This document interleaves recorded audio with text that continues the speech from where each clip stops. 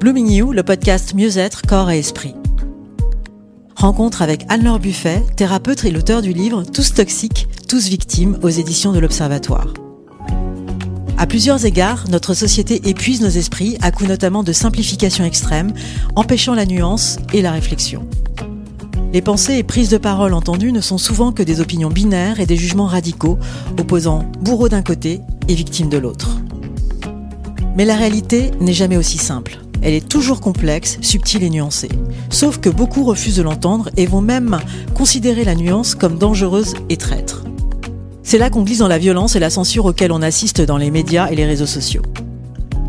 Qu'est-ce que ces affrontements binaires et stériles disent de nous en tant qu'individus ?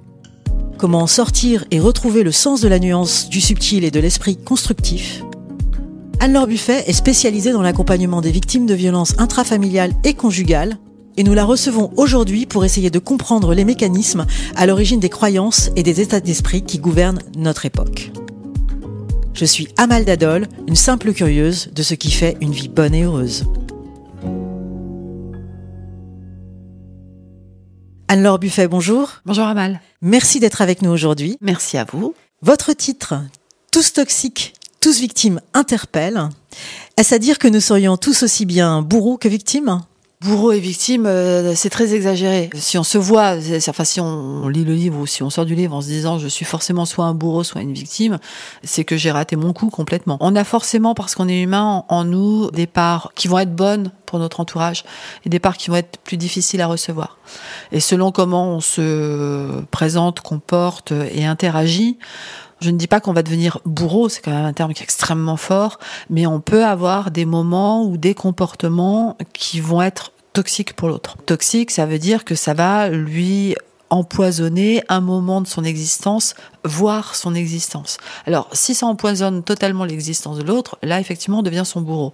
Mais quand je dis empoisonner, c'est le moment où on va mettre un caillou dans la chaussure de l'autre, c'est le moment où on va avoir une réflexion désagréable et ne pas se rendre compte à quel point on peut être désagréable et ne pas avoir en face quelqu'un qui va nous dire « Hey, tu vas trop loin ». Mais finalement, ce que ça laisse est beaucoup plus insidieux que cet instant qui est très court. Ça va laisser soit du doute, soit de la rancœur, soit de la défiance, Donc c'est en fait tout ce qui se crée dans nos interactions et tout ce qui reste après nos interactions qui peut faire que lentement, sûrement, on va devenir victime d'un certain nombre de comportements et donc d'une personne ou d'un groupe de personnes, ou inversement, on va devenir toxique pour un groupe de personnes. Bourreau, c'est particulier puisque le bourreau, il a l'intention. Le bourreau, tel qu'on l'imagine, celui qui coupait la tête, il savait très bien qu'il avait une hache au bout des bras.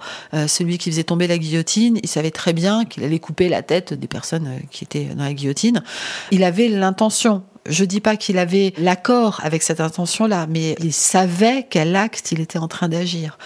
Donc bourreau-victime, c'est beaucoup trop tranché. En revanche, admettre que l'on puisse être toxique pour les autres par moment, et éventuellement longtemps toxique, si on ne se remet pas en cause, c'est aussi permettre, je crois, si on arrive à cette remise en cause, un apaisement dans les relations.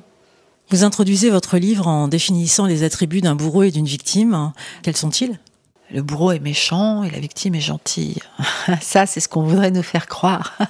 La victime est une personne, je me refuse à dire qu'elle est forcément justement gentille, empathique, bienveillante, à haut potentiel, hyper émotive, hyper sensible, tout ce que l'on lit beaucoup trop, qui met dans la tête de plein de gens fragilisés, vulnérables, des croyances complètement délirantes. Je me refuse à ça.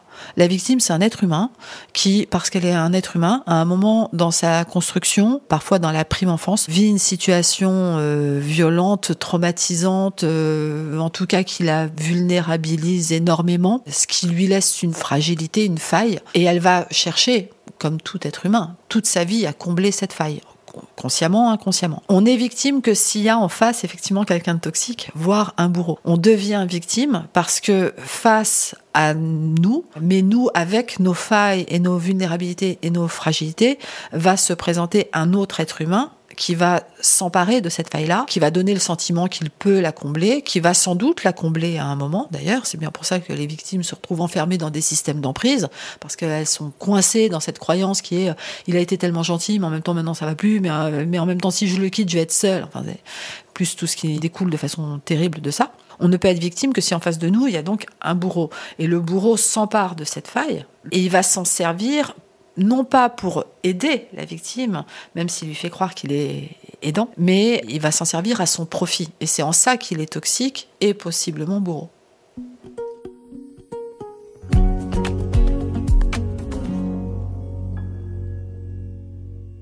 Le monde ne se divise pas de manière manichéenne, avec d'un côté les toxiques et de l'autre les victimes. Les toxiques sont ceux qui nous contrôlent et nous gouvernent, que ce soit sous notre toit ou dans notre pays, voire notre monde. Contrôle de la pensée, contrôle de l'action, contrôle de l'opinion, contrôle de l'imagination. Une vie rêvée pour tout adepte de 1984, version « Je veux être Big Brother ». Quel intérêt retirer de cette prise totale et tyrannique de pouvoir? Celui qui dirige abhorre être dirigé. Celui qui impose pense que rien ne doit lui être imposé. Celui qui sait refuse que d'autres aient également un savoir. Mais si le tyran ne se soumet à aucun contrôle extérieur, n'est-il pas contraint par sa propre volonté à un toujours plus, insatisfait permanent? Ce qui est obtenu appartient déjà au passé et est de fait insuffisant. Ne pouvant résister à un pouvoir et une puissance grandissant, il ignorera cette insatisfaction pour augmenter sa domination. Quant aux victimes, elles ne seraient que des personnes innocentes, souvent qualifiées de fragiles, auxquelles on prête volontiers de la bienveillance, de l'empathie, de l'intuition, une trop grande écoute, un trop grand besoin de s'investir, une patience infinie et que sais-je encore. Elles ne peuvent pas faire de mal et encore moins mal faire. Elles ne pensent pas à mal. Dans une croyance encore trop partagée, elles ne sont pas seulement parées de vertu, elles sont décrites comme faibles, car elles auraient dû réagir, elles auraient dû savoir, elles auraient dû ne pas accepter. Si, ainsi qu'on le dit, elles étaient si douées d'intuition, elles auraient passé leur chemin, elles ne seraient pas restées figées dans une situation forcément toxique, elles auraient su dire non, elles se seraient opposées et seraient même sorties victorieuses et triomphantes d'un combat inégal. En résumé, si l'on ne cherche pas à comprendre et que l'on s'en tient un regard acerbe et circonspect, la victime est stupide, gentille, certes, toujours prête à aider indéniablement, mais stupide.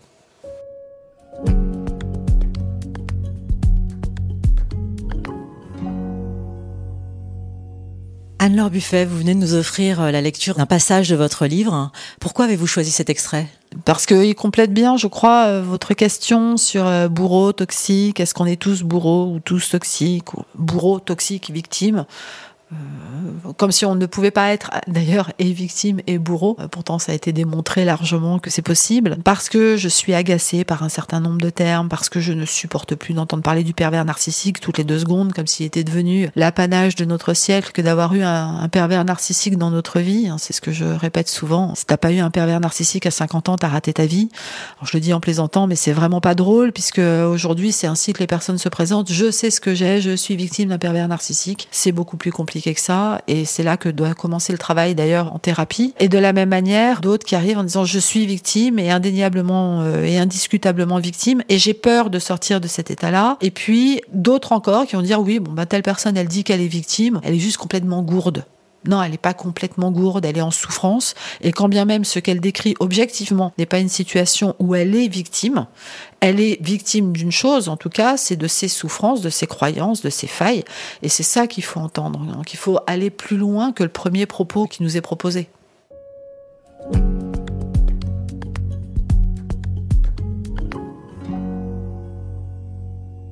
Dans votre livre, il y a tout un chapitre intitulé « Critique de la déraison pure » où vous expliquez comment notre cerveau, via ce qu'on appelle les biais cognitifs, peut naturellement nous conduire à une perception erronée de la réalité. De quels biais parlez-vous et comment les dépasser et cultiver ainsi son esprit critique ?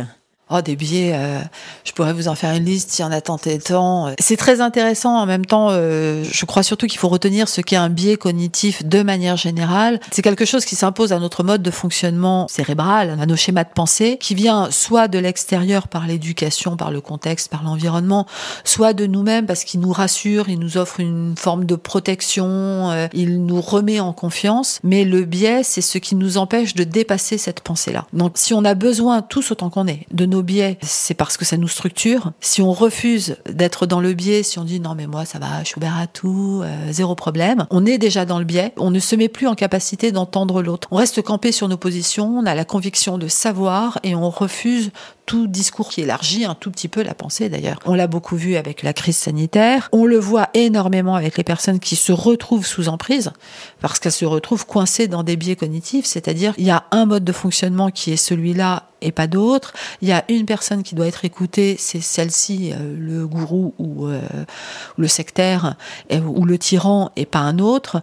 Et ça leur crée réellement des biais cognitifs dont elles n'ont pas le droit de sortir. Elles en sortent pour certaines, mais elles n'ont pas le droit d'en sortir. Savoir qu'on est dans le biais, c'est pouvoir sortir du biais. C'est pour ça que je prône le doute cartésien. Je veux pas qu'on devienne des névrosés du doute, mais je prône le doute cartésien qui oblige quand même à se remettre en cause et à confirmer parfois ses premières opinions, comme on peut au contraire les infirmer. Mais à dire, ça fait un certain temps que je fonctionne ainsi, que je crois ceci, que je pense cela. Est-ce que éventuellement je suis pas un peu en train de me tromper ?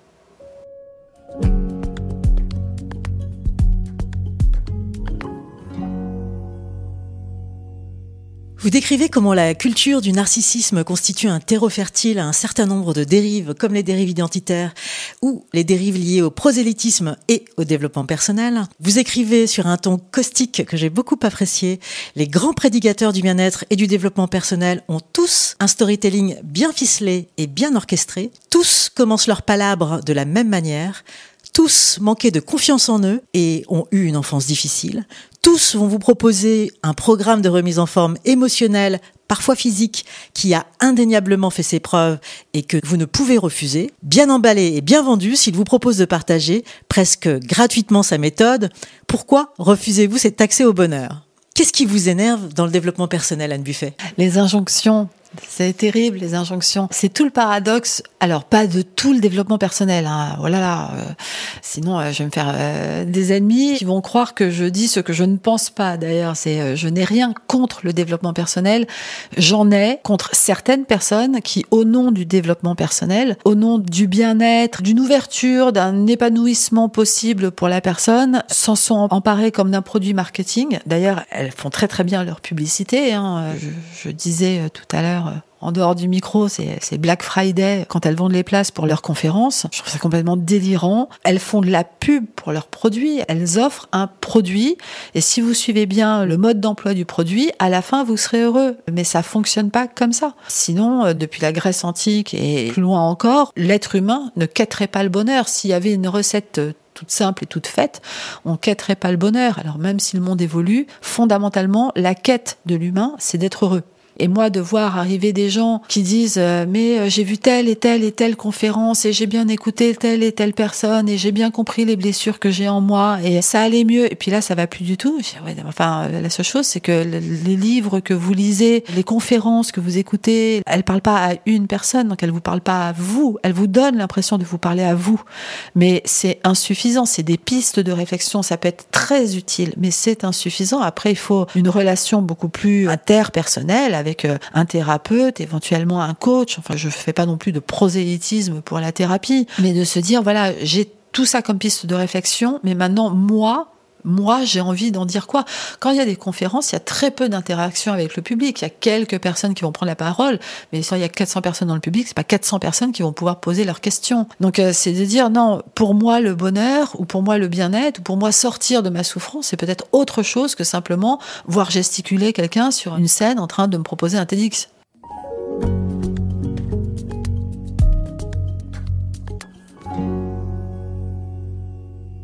Comment êtes-vous devenue thérapeute, Anne-Laure Buffet ? De formation, je suis juriste, mais même si j'aime beaucoup le droit, j'aimais beaucoup aller en fac de psycho avec des amis. Donc je faisais un peu les deux en même temps. J'ai passé des diplômes en droit. Je pense qu'en psychologie, j'ai bien usé mes fonds de culotte. Au-delà de ça, je pensais pas m'orienter un jour vraiment dans ce cadre-là, en tout cas de la thérapie.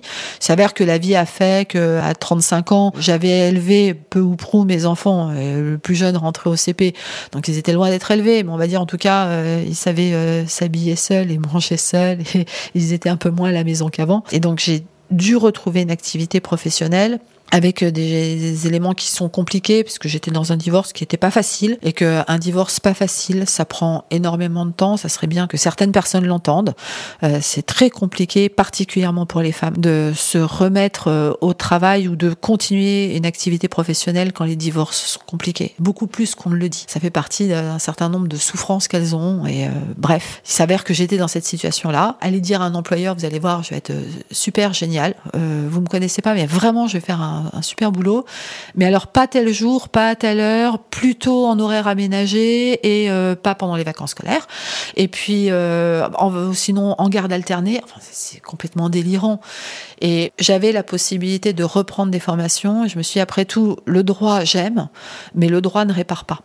Le droit, il légitime ou pas, le droit, il rend justice ou pas, mais le droit ne répare pas. Et en revanche, j'avais observé trop de situations plus ou moins proches de personnes dans des situations familiales compliquées. Pour me dire finalement, enfin, je vais retourner pas à mes premières amours, mais à mon autre centre d'intérêt qui est la psy.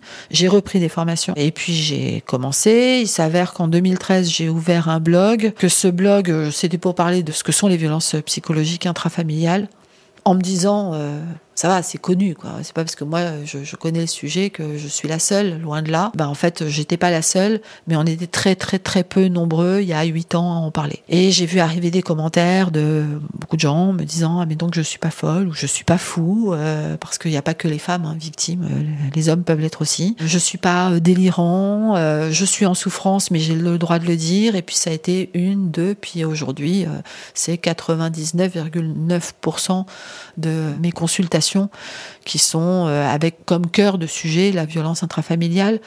Et même si l'approche a beaucoup évolué en 10 ans, ça montre aussi qu'il y a finalement toujours autant de souffrances, un peu différentes, mais toujours autant, et qu'il faut toujours autant se rapprocher le plus possible de l'humain.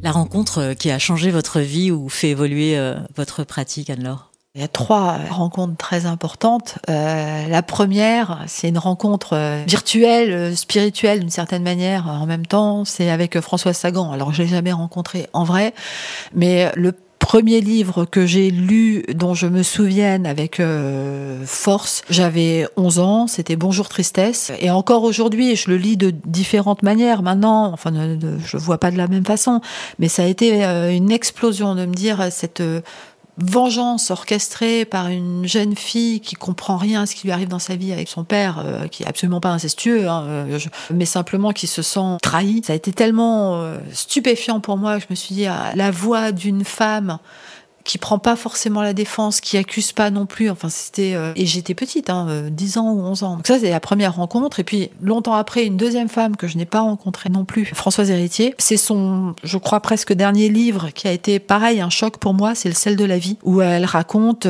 très rapidement. Elle écrit à un ami et elle lui raconte tous les milliers de petits instants de bonheur qu'elle a croisés dans sa vie. Alors pour moi, c'est le magasin de Madeleine de Proust, parce que même si on se retrouve pas dans tout ce que elle a vécu. Un exemple très bête, elle parle d'un coucher de soleil, elle parle d'une partie de petits chevaux.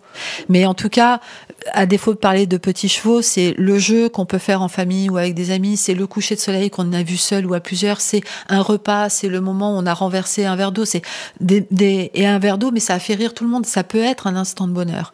Et ce livre, je me suis dit, en fait, on veut tellement conceptualiser le bonheur que dans le quotidien, les petites joies, on n'y va plus. Dans le développement personnel, dans tout ce qu'on propose, on propose entre autres le soir de se dire, de penser à 3 petits moments de bonheur de la journée. Et c'est ça, c'est se dire, dans toute cette panique de cette journée de pourrie, je vais éviter d'être grossière, waouh, que j'ai vécue, il y a bien une chose à un moment, parce que j'ai vu un pigeon se baigner dans une flaque d'eau, c'était chouette. Et c'est arrivé à retrouver ça. Et la 3e rencontre, c'est avec une psychothérapeute, psychanalyste, amie aujourd'hui, qui s'appelle Virginie Medley, qui, il y a 8 ans, m'a fait confiance. Je commençais à faire des groupes de parole, j'en ai animé pendant 7 ans. Et elle est la première que j'ai invitée pour co-animer avec moi un groupe. Et elle m'a fait confiance alors que je démarrais toute petite thérapeute. Et pour moi, ça a été très important. Alors, je l'aime énormément, j'en fais pas un mentor. Puis c'est une personne extrêmement lumineuse, une rencontre essentielle pour moi. En quoi croyez-vous ? Ça va être prétentieux, je crois en moi. Je le dis parce que j'ai mis du temps à avoir confiance en moi, donc je me fais confiance, je crois en moi dans ce que je suis capable de faire, donc je crois aussi que j'ai des limites, je crois que je suis pas capable de tout, mais je crois en moi, je crois en mes enfants, avec ce qu'ils sont, avec des choses que je comprends parfois pas du tout, mais bon, c'est leur personnalité, c'est leur vie. Je crois profondément à la capacité de l'être humain à se redévelopper. Je crois qu'on a stagné pendant longtemps, qu'on a régressé, qu'on s'est infantilisé, qu'on s'est narcissisé stupidement. Mais je crois qu'on a la capacité de rebondir si on était un peu plus à l'écoute les uns des autres. Je crois qu'on a encore la chance d'avoir encore des oiseaux qui chantent le matin et que ça serait dommage qu'on laisse le monde se détruire, continuer de se détruire. J'ai ma manière de croire, mais je crois, appelons-le Dieu, je crois en tout cas qu'il y a quelque chose qui nous dépasse. C'est important pour moi, peut-être de me sentir dépassée pour pouvoir, moi, m'obliger à essayer d'aller plus loin. Mais je crois que quelque chose nous dépasse, qui ne nous contrôle pas, mais qui fait qu'on restera toujours dans l'intangible ou dans l'indicible à un moment. Qu'est-ce qui vous inspire ou vous émeut ? Ça me fait presque pas étrange de le dire, mais pas loin. Longtemps, j'ai pas compris la poésie, parce que pour moi, la poésie, c'était le truc qu'on nous faisait apprendre à l'école. Il fallait réciter nos poèmes. Je suis en plein dedans avec les enfants, je comprends. Une astite ou un prof qui nous regardait avec l'œil torve et son stylo rouge parce qu'on n'avait pas mis le bon ton au bon endroit. C'était à corvée qu'on avait récité les poésies. Donc pour moi, c'était vraiment tanné ce truc.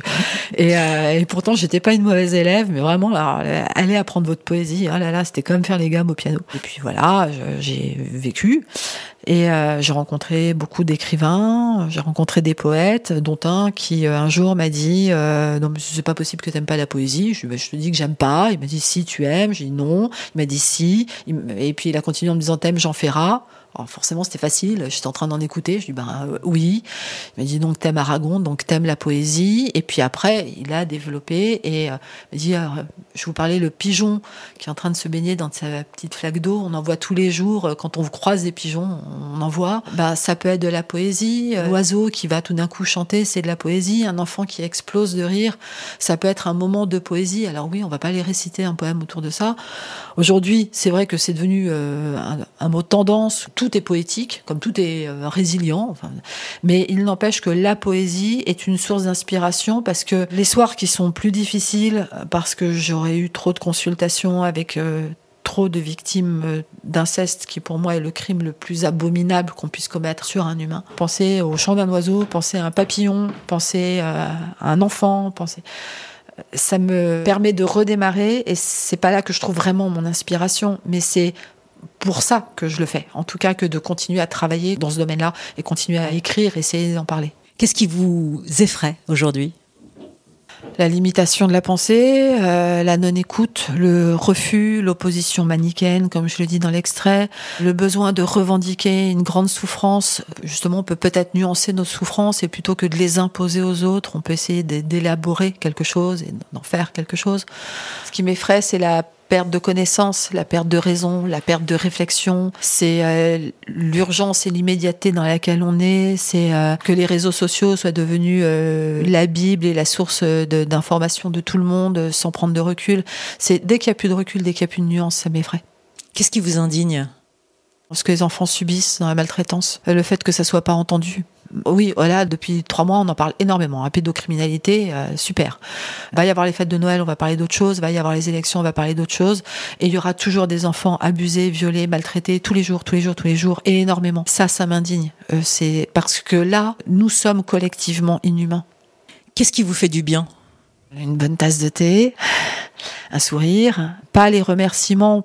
Je les prends volontiers, mais de savoir qu'une personne que j'ai rencontrée qui était dans une situation affreuse a construit quelque chose et va mieux et le dit, pas pour faire plaisir, mais parce qu'elle le sent. Ce qui me fait du bien, c'est de me mettre parfois le soir devant Netflix et de m'enfiler 3 épisodes d'une bonne série à la suite, tout en faisant du modelage, puisque je modèle des petits personnages en pâte à modeler devant Netflix, comme ça vous saurez tout. Et là, je décharge beaucoup de tension et ça me fait du bien. Votre mantra ? Debout. Je me dis debout. Mais je le prends pas comme une injonction. Parce que c'est une réponse à mon indignation, c'est une réponse quand je vais bien, justement, c'est continue, donc debout, c'est debout. Eh bien, merci Anne-Laure Buffet. Merci à vous énormément. Voilà, nous arrivons à la fin de cet épisode consacré au jugement et posture binaire avec Anne-Laure Buffet. Au prochain clivage auquel vous assisterez sur les réseaux sociaux, chez vous ou dans les médias, rappelez-vous du principe de polarité issu du savoir ésotérique de l'Égypte ancienne et de la Grèce antique. Ce principe rappelle que tout est double, tous les extrêmes se touchent, tous les paradoxes sont conciliables et surtout que toutes les vérités ne sont que des demi-vérités. Bref, interrogez-vous, questionnez tout, osez la curiosité.